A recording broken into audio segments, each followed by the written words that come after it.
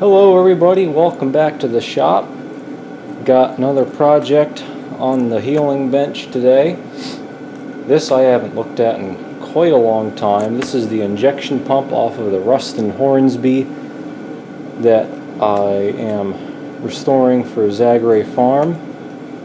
And I've had this soaking in a mixture of waste oil and old diesel for, I don't know, however long I've had this thing. Couple, 3 years, something like that. And it's done all the soaking that it's ever going to do. And it's winter time for another winter project. And I'm finally getting off my ass working on the Ruston anyway. So, obviously I got no manual or anything. Really looks like the only way to get into the inner workings here is to take these two plungers off. Now I forget which is which, but one plunger is the main pressure plunger, and the other one is a bleed plunger. There's two things inside the governor injection pump housing on the engine. One is just a constant stroke in and out to pump the fuel, and the other one connects to the governor, and it has a varied stroke. There's a little wedge that varies the stroke, and that pushes the bleed plunger, whichever one it is, and bleeds off a little bit of fuel. I'm guessing this is the main fuel delivery plunger because it's just so much bigger. But anyway, I need to figure out how to take these off and do some gentle tapping, get these out, then you can take these fittings out too. Maybe there's something in there that we can slide out, but let's get going. Well, as I thought, these do unscrew from this main housing. I got one off sort of without much difficulty, but with trouble.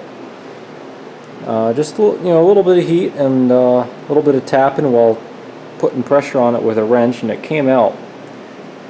But problem I had, here's the retainer nut. That came out okay. Then it still wouldn't come out, so I tried turning the hex on top of here, and it was a little stiff. Then it got looser and looser, and I kept unthreading it, and then it unthreaded, which was great. But then, see that there, damn stem sheared off as I was twisting it, which really sucks because that's going to be a bitch to make a new one or fix or whatever. And the rest of this is still stuck in there. So that's annoying. You know, I'm used to how things feel when they're starting to shear, and I definitely wasn't feeling anything like that, but what can you do? I did find a parts diagram, and there's more pieces in this one than there is in this one, so if I get this big bitch loose, this should come out fairly easily. Alright, well, I got this out. This is the metering plunger, I determined. After getting out the retainer and everything and breaking the stem, I was able to pull this out. It was a little stuck, of course. I got it rotating with a pipe wrench, and then once again I used this super handy vice grip slide hammer that I made. And it was a little stuck because of there's a copper washer here that was kind of, well, stuck. But got it out. There's the metering plunger. Right there, there's the actual valve face. And these are the bleed holes that bleed the fuel out to this top fitting here. So that's out. The valve stem is still stuck in here, and who knows what length of this is a tight fit.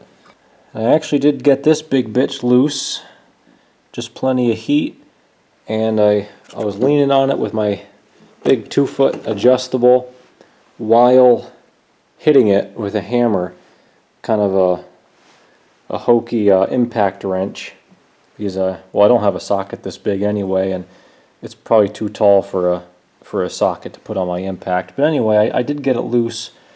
But the problem is, once again, that inner valve guide, let's say, this one is sort of similar to this in that there is this diameter here, or this length here with a diameter that's tight to the bore, and it's stuck. It's not allowing the whole thing to come out. Well, there you have it. Got it out. Just tapped here and tapped there and tapped there and jiggled it around, and I could see this spring starting to expand as I tapped it, because I couldn't bring this retainer nut any further up because it was making the spring go solid. So I'd tap it and back this nut off some more and tap it some more, and eventually just was able to pull it out with a little bit of loving force. But there you go. That's the injection pump for a Ruston Hornsby 7XHR. Pretty basic. Again, this is the main pressure plunger. This goes in and out, and that plunger there just displaces fuel, and it goes in here, and as the plunger goes back, sucks in fuel through this fitting, and the fitting that goes in there has a little check ball so the fuel doesn't drain back. Plunger pushes in, pressurizes the fuel. Again, it seats this check valve. Any reciprocating pump works the same way. There's an inlet and outlet check valve. And as that plunger goes down, it goes through a passage here, and then that's where it sees this bleed valve. The fuel goes in through these holes and then continues up out here, and this is the high pressure outlet to the injector. And then if and when the governor makes the other plunger push this valve open, this bleed valve, it opens that little valve seat there, and the pressurized fuel that's in this channel here goes past that valve seat and out this fitting right here in the middle, and that goes back to the tank.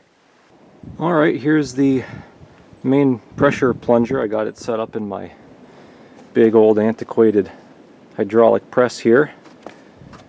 Very safe, electrical.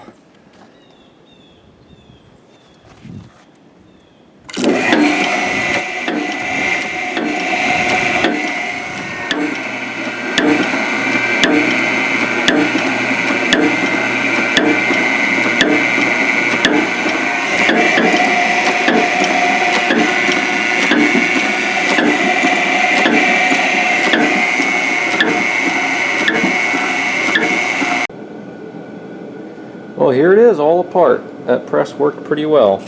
I already cleaned this up.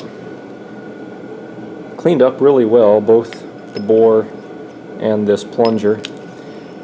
I guess, I mean, the benefit with this super tight fit, obviously it gets stuck and seized very easily, but it's so tight of a fit that there isn't much space for rust to get in there and form. So I just cleaned it up with some, I think, 400 grit, and as I worked on it, I tried to kind of manually cross hatch it.